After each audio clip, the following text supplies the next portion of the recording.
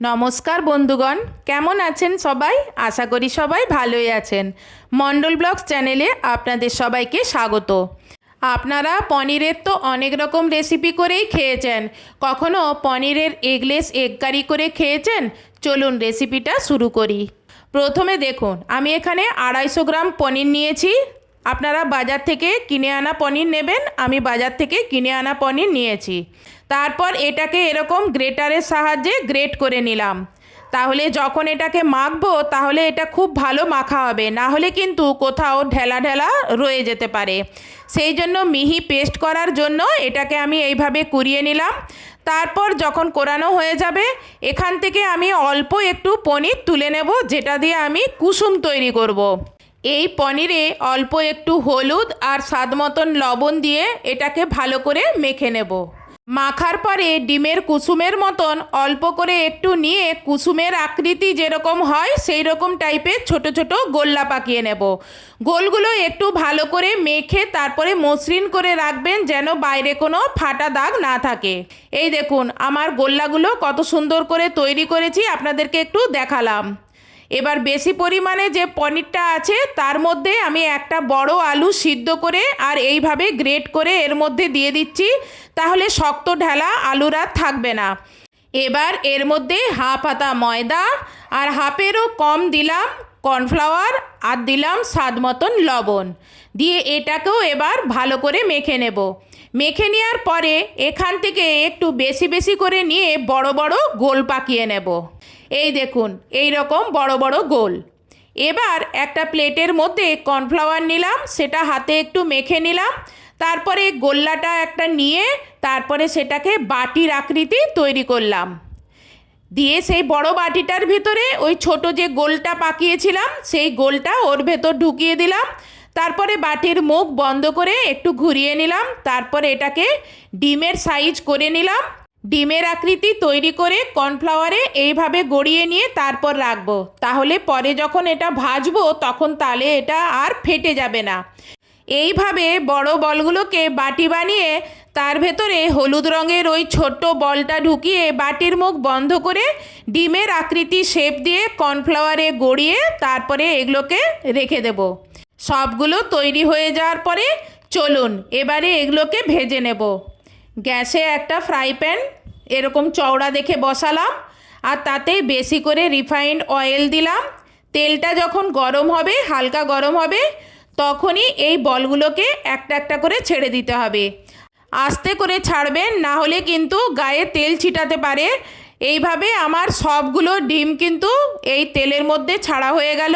এবার হাতায় করে এইভাবে একটু নেড়ে দেবেন, এগুলো চিটে যায়, তাহলে আর চিটবে না। এই অবস্থাতেই একটু নেড়ে দেবেন।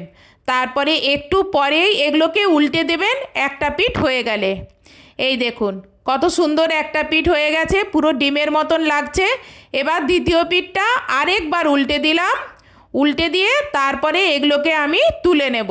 ভাজাগুলো এইরকম কাঁটা চামচের সাহায্যে তুলবেন, তাহলে খুব সহজেই দেখবেন উঠে আসছে। এবার গ্রেভির জন্য একটা মশলা তৈরি করে নেব। তার জন্য আমি একটা মিডিয়াম সাইজ পেঁয়াজ একদম মিহি করে কুচি করে নিলাম, আর সাথে ধনেপাতাও মিহি করে কুচি করে নিলাম, আর কাঁচা লঙ্কাগুলো চিড়ে নিলাম।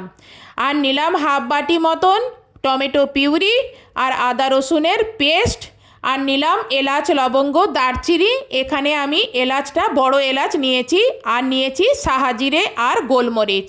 ফ্রাই প্যানে ভাজার তেলটা তুলে নেওয়ার পরে অল্প একটু তেল রাখবো, যতটা প্রয়োজন। ব্যাস এটাকে এবার উনুনে বসিয়ে আর এখানে ফোড়নে দেব দারচিনি, আর দেব বড় এলাচ আর সাহা মরিচ আর গোলমরিচ। এবার দিয়ে দেব কুচানো পেঁয়াজ, তারপরেই দেব গোটা জিরে। গোটা জিরেটা আগে দিতে হতো। এবার এগুলোকে একটু নেড়ে চেড়ে হালকা গোলাপি ভাজা করে তারপরে এর মধ্যে দেব অল্প একটু লবণ আর টমেটোর যে হাফ বাটি পিউরি নিয়েছি সেই পিউরিটা। এবার এগুলোকে একটু মিশিয়ে নিয়ে এবার এর মধ্যে দেব 1 চামচের মতন আদা রসুনের পেস্ট। এবার এটাকেও একটু মিশিয়ে নেব।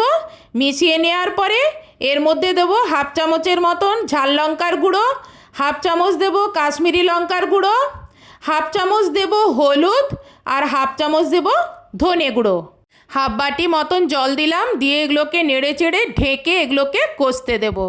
ঢাকা লাগিয়ে কষলে দেখবেন খুব তাড়াতাড়ি কষাটা হয়ে যায়, আর খুব তাড়াতাড়ি দেখবেন তেল ছাড়তে আরম্ভ করে মশলা থেকে।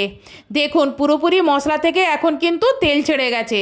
এবার এগুলোকে একটু মিশিয়ে নিলাম, মিশিয়ে নিয়ে আর এখানে হাফ বাটি জল দিয়ে দিলাম, আর গরম মশলা দিলাম, আর কাঁচা লঙ্কা আর কসুরি মেথি দিলাম।